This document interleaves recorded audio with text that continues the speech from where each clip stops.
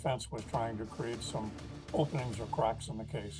Tonight, we're digging through new court documents in the Brian Kohberger case after an Ada County judge denies several motions from the defense.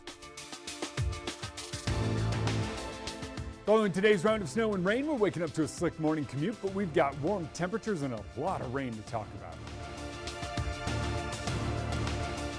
They are firing workers left and right with no plan, no strategy, and no concern for who's getting hurt. And as federal workers across the inland Northwest get laid off, Senator Patty Murray hosting a town hall voicing her concerns over federal budget cuts. Good evening and thank you for joining us for KREM 2 News. I'm Nicole Hernandez. Mark is off tonight. Well, tonight we're looking through new court documents in the Moscow murder case. An Ada County judge denied a few motions Brian Kohberger's defense team filed. They were arguing to dismiss evidence before the upcoming trial. KREM 2's Connor McAvoy spoke with a former Idaho Attorney General about the motions and what they could mean for the trial. One of those motions argued the justification of DNA evidence found during the initial investigation. Kohberger's defense team argued it violates his Fourth Amendment right. The judge ruled against that motion, making that and several other pieces of evidence still on the table come the trial.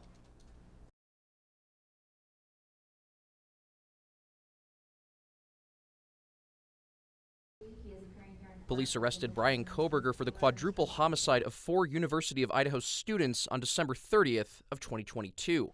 A knife sheath with DNA evidence was found in a trash bag at the scene. Kohberger's defense team argued its finding violated Kohberger's right to privacy.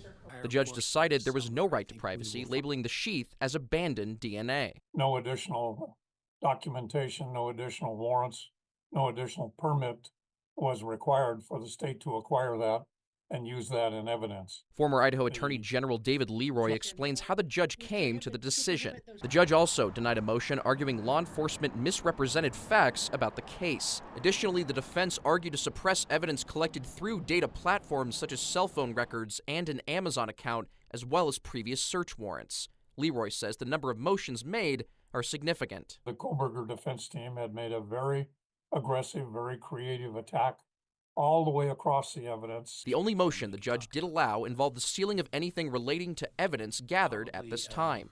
Leroy says that decision helps in a fair trial. So as not to potentially prejudice any prospective jurors by exposure in the media. Ahead of Kohberger's court date, Leroy says the evidence-related motions made on Wednesday, while denied, create a basis for what he hopes to see as a fair trial in the incoming months. This is set up for a clean, fair, vigorous trial. And I'm most hopeful that we can find an objective jury who has not made up its mind about the case before the case. Because Kohberger's trial date is August 11th of this year. We reached out to Kohberger's defense team regarding the denied motions. They say they aren't commenting at this time. Connor McAvoy, KREM 2 News.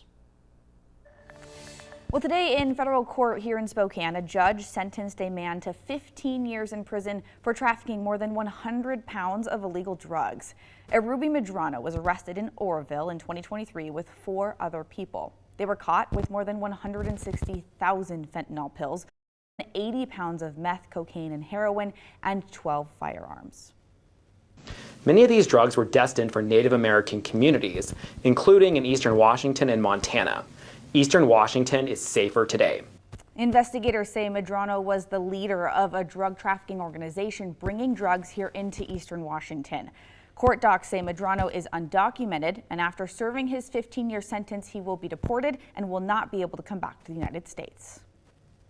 Well, take a look at this. Tonight, investigators are trying to figure out why 2 airplanes crashed in Arizona this morning. It happened at the Marana Regional Airport just north of Tucson. Reports say the 2 planes collided above one of the runways. One of the planes reportedly crashed into the ground and caught fire. Officials say 2 people were on board each plane. 2 people have died in this crash and the other 2 do not have any serious injuries. The FAA says this airport does not have an air traffic control tower, but that is normal for smaller airports. Well, it's been quite the active weather day, and we definitely aren't done yet. We have some dense fog here in the region tonight, so we're going to send things over to our chief meteorologist, Jeremy Legoo, for more. Jeremy? Well, that fog is coming and going. It's what fog does in a pattern like this. And so we'll just dive into what that means. Temperatures down near freezing and already dropping below it in some locations. And with a round of fog, what is likely is that we are going to see some freezing fog and slick conditions locally tomorrow. A lot of us aren't going to make that drop down below freezing, but it's worth watching.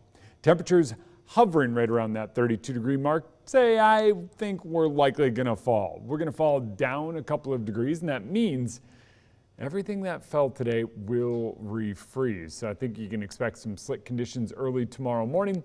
Basically, though, other than that, everything moves out. It's done. We get a couple of stray showers up in the mountains tomorrow. A mix of clouds and sun. Friday's interesting. There's a little model indication we might see a little bit of rain early Saturday, preceding a more widespread round of shower that moves in Saturday night into Sunday. 37 tomorrow, 41 on Friday, mid-40s this weekend.